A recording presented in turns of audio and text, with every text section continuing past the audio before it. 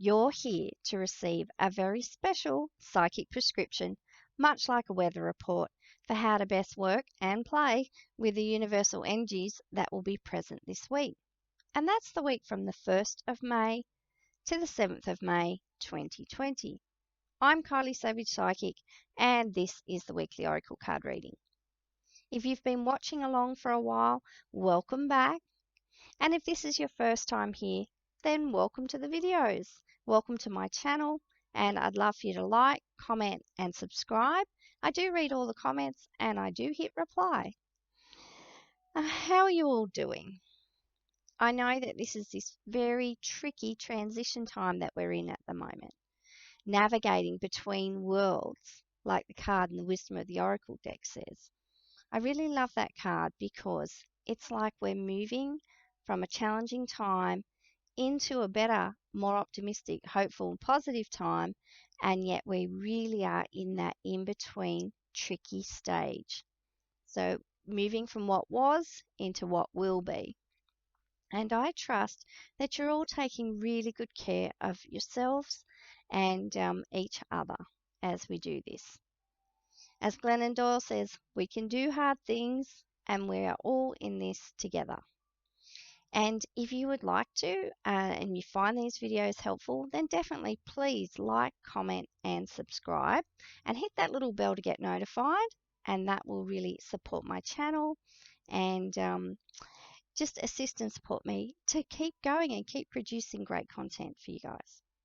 I really appreciate the weekly readings because even like reflecting back on last week, the fourth card was poised from the Wisdom of the Oracle, and I've really found that my energy is returning this week. I'm feeling more, better about things, a little bit more hopeful and optimistic, and being re-energized. And energy and motivation, inspiration, all those sort of things, they really it really does come sort of in waves or hills and valleys. So if you find yourself in a valley at the moment, just be kind to yourself. Love where you're at and know that you're not staying there forever. I wrote on my bathroom mirror, in liquid chalk, of course, which comes off, this too shall pass. It's one of my very favorite spiritual slogans, which I learned a long time ago. And I'm not wiping that off yet. So we aren't through this yet. And yet having that slogan there reminding me every day that the current realities, what we're experiencing, this whole pandemic, all the rest of it, this is not going to be forever. Hang on to that. I trust that it's going to really assist you. Okay, and I was thinking as I was going to go pull out some cards this week, I'm thinking, what's something a little bit more light and entertaining? What deck could I look at? And I was thinking, maybe something like, I'm not fluffy, I'm a straight talking psychic, but I'm thinking, maybe just something just a little bit fluffy, slightly fluffy, more entertaining, a little bit lighter. Probably wouldn't talk about fluffy so much of my work, but definitely, something lighter. So I was going through, and my process is I look at my decks and I see who's going to call to me and I pull them out. And then the idea came to do a 6-card reading, much like Colette Baron-Reid's been doing. And I also watch Estelle, I think her name's Cranborn from I Am Estelle Tarot. I love her readings. Go and give some love to Estelle. She's fantastic. Pardon me. So I was thinking about doing the 6-card reading with the 3 cards on top in one deck and 3 on the bottom in another deck. And sort of what happens is the first card you pull out a second card to qualify that. I'm just, I'm very experimental here. I'm a learn as you go kind of person. I'm always taking risks and I'm, be optimistic, and I just like to play. For me, that's how I've made the most progress with my readings, with my business, with my work. I just give things a go. They work out, fantastic. Then I'll keep using that process and tweaking as I go. If I don't like it, chuck it out. Move on to the next thing. And that's absolutely fine. I find it if you can stay in that kind of playful zone, being open, being experimental, being playful, you will get much further ahead in life. And not only that, the journey will be a lot more joyful and fun. I truly believe we're not here to suffer.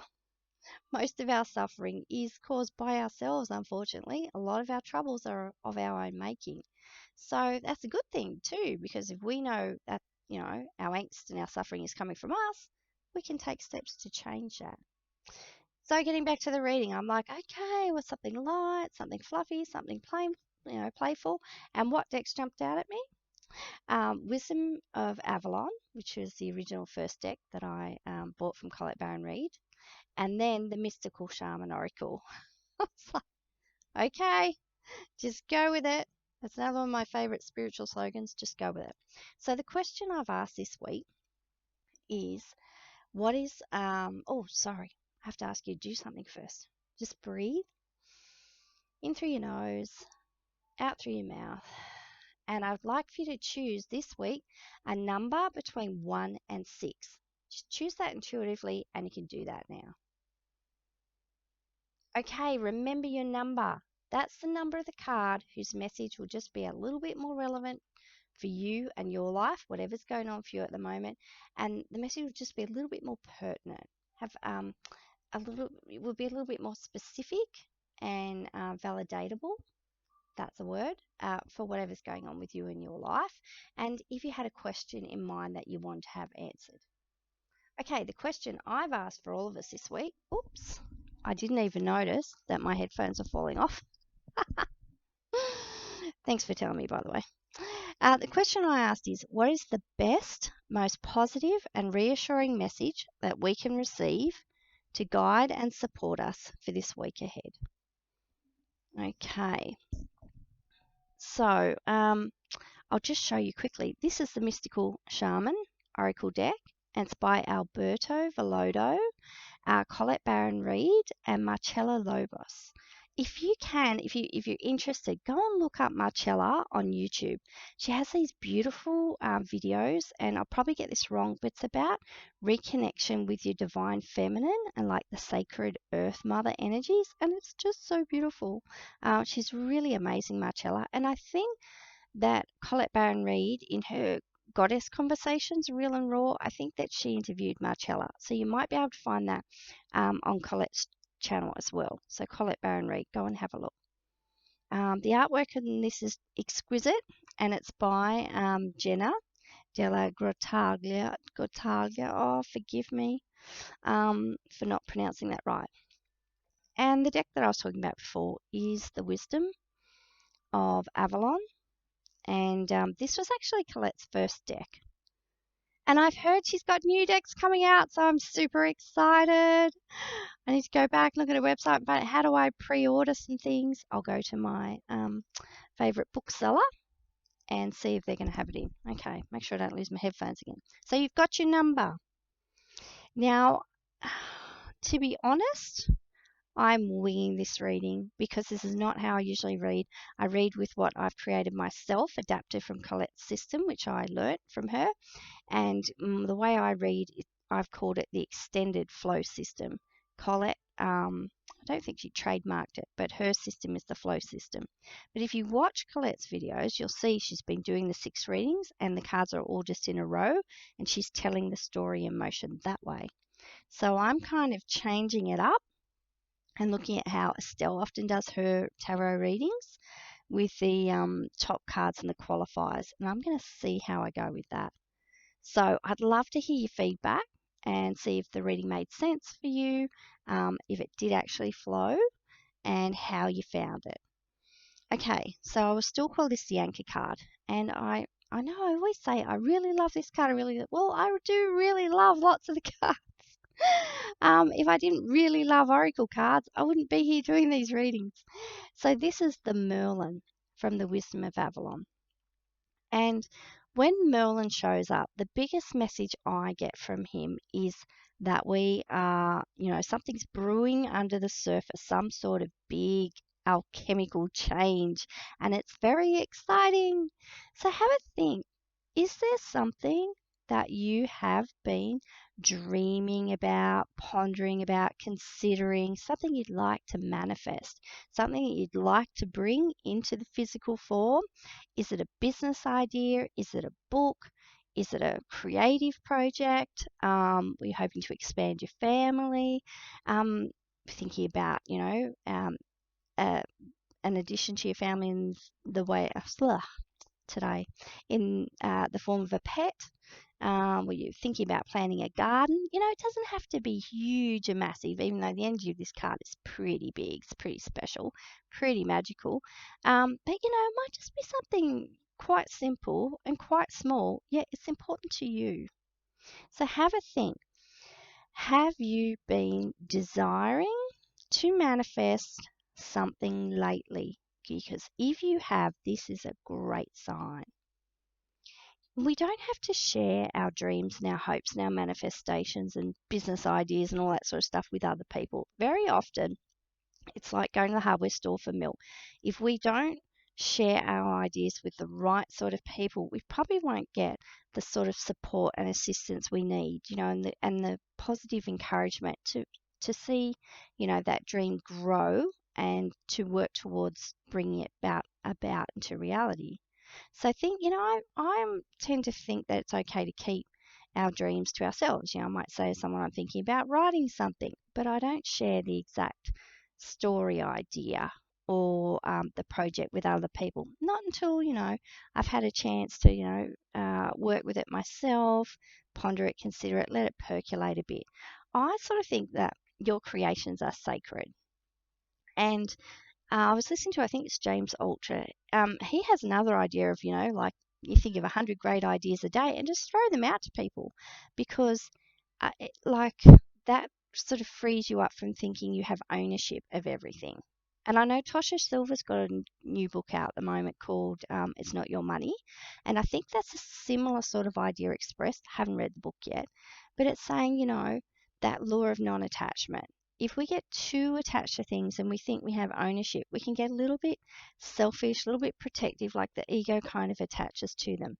Yet I temper that, I balance that with sometimes it's nice to just keep things to yourself and let them percolate and let that dreaming be a kind of sacred contract between you and your creation. It's, the gestation of an idea, it's very personal. So it's up to you. You take what you like from this and leave the rest. But know that Merlin is about our chemical change, the great mysteries of life, connecting with that. What is it?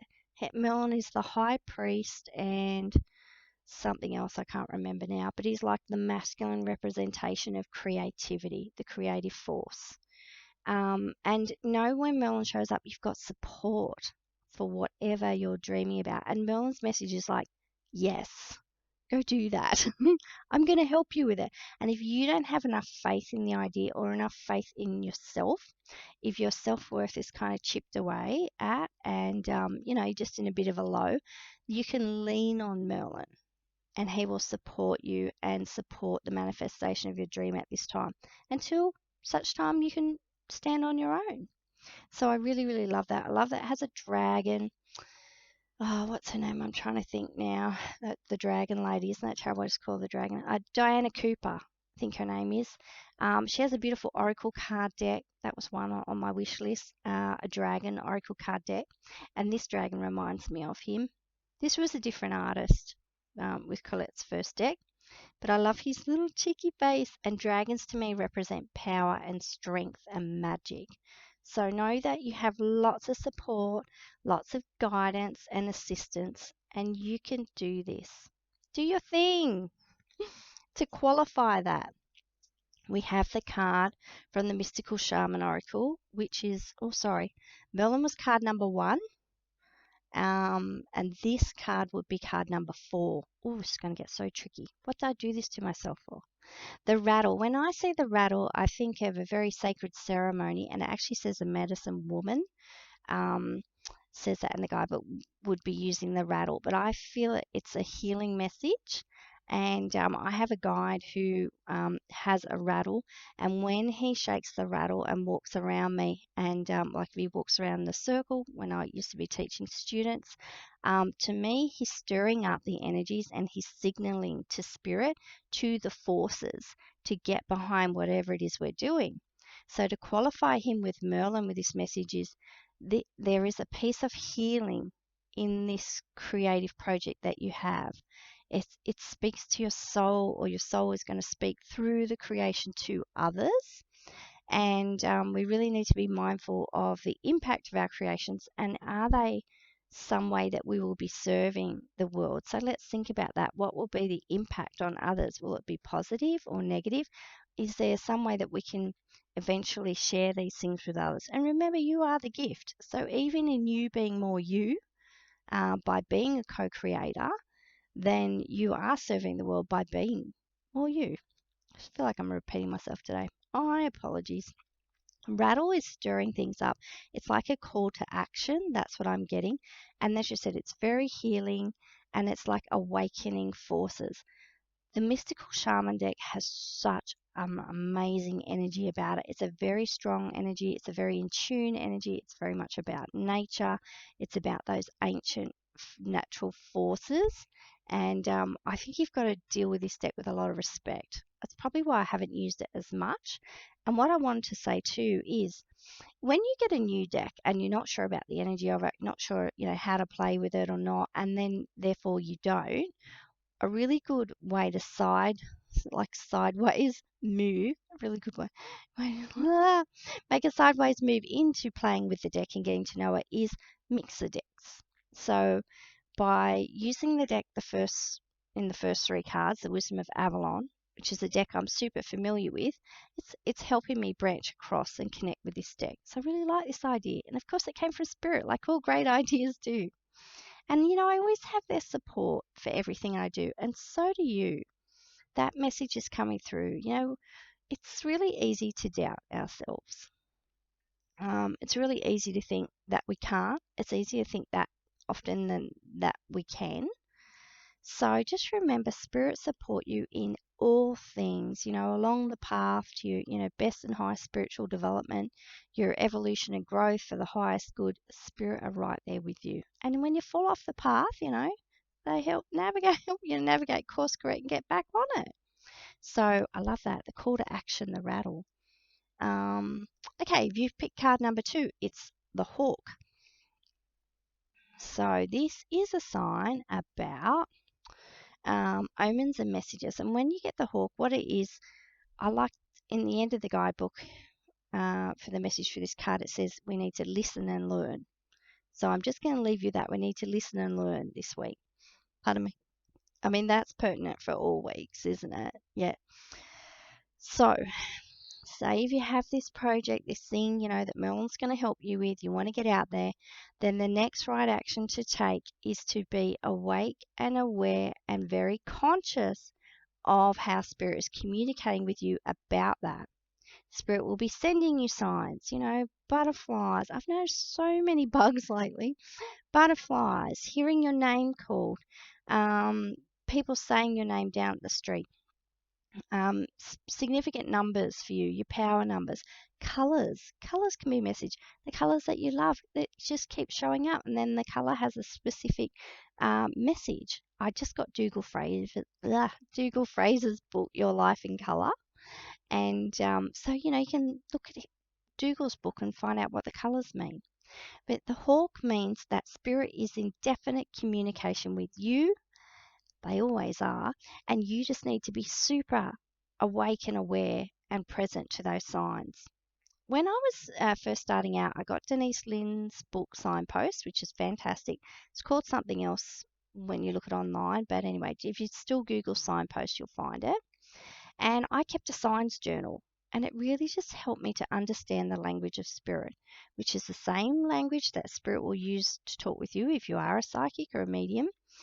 Same language that Spirit will use to talk to you in your dreams. And as you said, so if you get the one book, that can help you with dreams and everything as well. Signpost by Denise Linn. Excellent resource. Mine's totally falling apart. Might be time for a new one. Okay, the qualifier for the hawk is the serpent. I saw this card even before I pulled them out. And when, I was looking at pulling the deck actually out of my drawer, and I was like, oh, I wonder if the serpent will show up, because serpent is such a fantastic sign for me. And I am feeling this too. I'm feeling like I'm on the upswing, life is changing. New things are coming into my life, and I'm starting to, change direction in my business and things like that.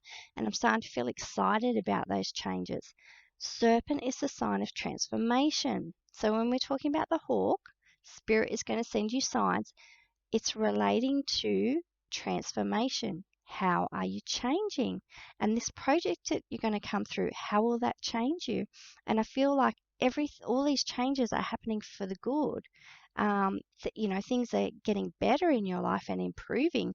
And I know many of you would really like to hear that this week, and at this time especially, that things are getting better, and they really, really are.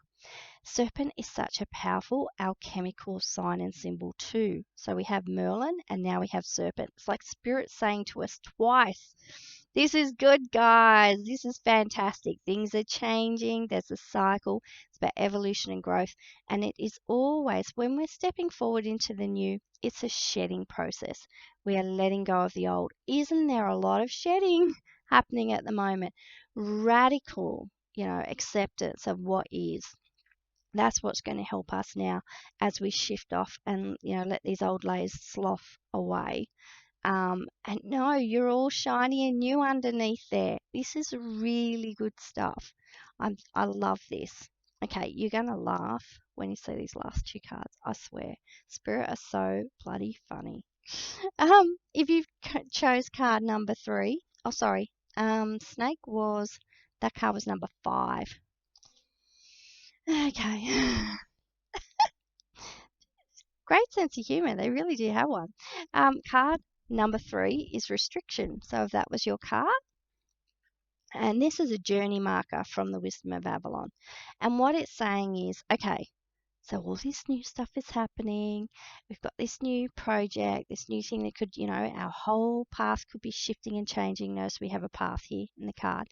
And what's happening is the only person who's going to stuff this up is you. So if you are in a prison of your own making, like, yeah, we get it, we're all in our own homes at the moment, we're in a prison of the diseases making, yet are we? Anyway, look at things, challenges as opportunities. This restriction, if you are in the prison of your mind, of negative, thoughts and beliefs, and if you are trapped in limiting beliefs, then we really need to work on freeing ourselves. And the way we free ourselves is we accept what is.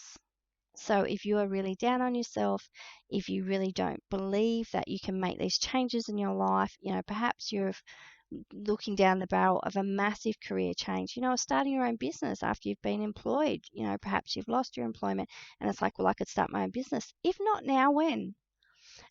If this is a challenge, it's also an opportunity. The only thing that's going to hold you back is your lack of belief in yourself and you stopping yourself.